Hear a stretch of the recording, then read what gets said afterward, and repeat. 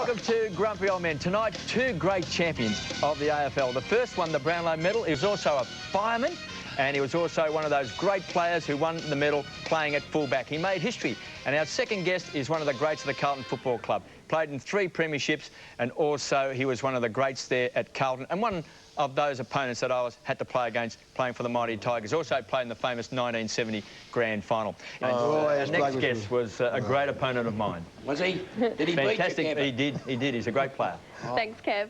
Our next guest for this evening played for 3 different football clubs in his career and took home Carlton's Best and Fairest Award in 1970. Please make welcome Adrian Gallagher. Hi again. Hi again. Good on you, gang. Pretty. Good on you, gang. Hey, Joe. Good on you, gang. Looking well, Good on you, mate. Adrian, welcome to Grumpy Old Men. Thank you, Kevin. In fact, you did win a Best and Fairest in a premiership year.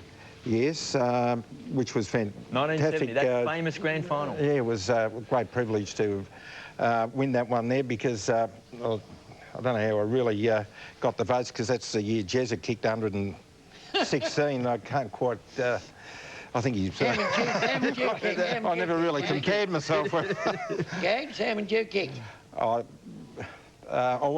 gave a lot off to Alex. Oh, handball. Like Kevin. Kevin gave to Royce. Very unselfish player, Bob. Yes. Very unselfish. Well, you would have played a lot of Very great much players. like Kevin. When you would have played a lot of great players. Who was the best Carlton player, in your opinion, to play with? Oh, well, undoubtedly, John Nichols was John Nichols? Yeah, he was the best in that period there. He used to just give it to you all the time, Gags. That's... Well, it's interesting there, Bob, because, you know, the taggers have come into the game now and they're, you know, like it was roving to John Nichols, you were tagged every day because that's where the ball mostly went. So it wasn't as easy as it... No, I was going to say. Yeah, you know what I mean? John had hit it down. Kevin? Big John had hit it down, then he'd knock your opponent out as well. Yes, followed it up. Followed it up. Well, the first time I saw Adrian play, you were playing in the under-19s for Carlton, so you've always been a great Carlton man. Well, I started off in Carlton fifths, Kevin, much like yourself when... in the fourth. In the fourth there. And what's the fifths, under 12? No. Little league. They'd be under 15. Under 15. Under 15. Up to 15s, probably. And then you went up to the fourths and the thirds, reserves and seniors. You had a gradual rise at Gags, did you? Yes, yes. You didn't jump a couple of grades? No, none of those big price recruits that you got for Geelong, you know, like Kevin and I worked our way up through the ranks. Yeah. Actually, you had a love-hate relationship with Ron Barassi. Well... Didn't everybody? Didn't everybody? That's right, that's right. Yes, well, I meant Ron Barassi. I meant just thinking about it there, Kevin, you've got to... when you think about your career, that how fortunate you were to be in a period of the club's history that was great. You know, like Carlton aren't going that well at the moment, and say Richmond, and the same thing for yourself in your period of time. And Ron Barassi came. My first year was 64, which Carlton finished 10th, which was the lowest that they had ever finished. And then Ron Barassi came the next year in 65, and Carlton since then has done very well. And like Ron created that. I mean, if you say that about me, you'd say that about Brent Crosby, you'd say that about John. You'd go right through the side. That's what he generated, that love-hate relationship. Exactly. Why'd you leave Carlton, Gags? I mean, you went across to the Bulldogs, to Footscray. What was the reason behind leaving the club that you love so much in Carlton? Well, it was... I went to Footscray in 74. It was a 10-year rule at that particular stage, and which meant an automatic clearance. And a bag of money. Oh, bag of loot, was it? Well, was it Gags or not? Oh, money would have nothing to do with it.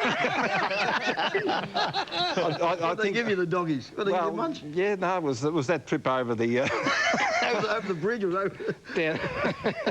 But it was... No, I had 3 great years at Footscray, Dougie, and a great club. They used to give him free tickets on the ferry to go across the Williamson.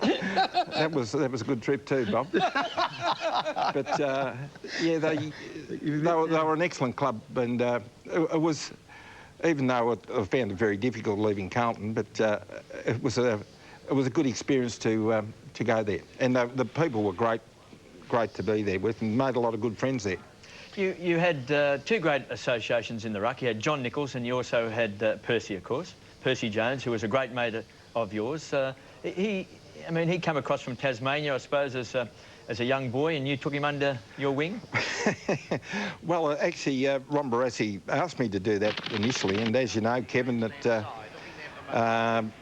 you know, you always developed a relationship with a ruckman. You did with Michael Green and Craig McKellar and the Whale, and so I thought it was a good idea when Ron Barassi said, look after Peter Jones. So I invited him to my 21st, and promptly didn't turn up. So I asked him on the Sunday when we had the Sunday training. This is a true story. And he said he was too shy. You can imagine that about Peter Jones. He said, look, I would have felt out of it. So, but our relationship developed, and we had quite a few hotels together.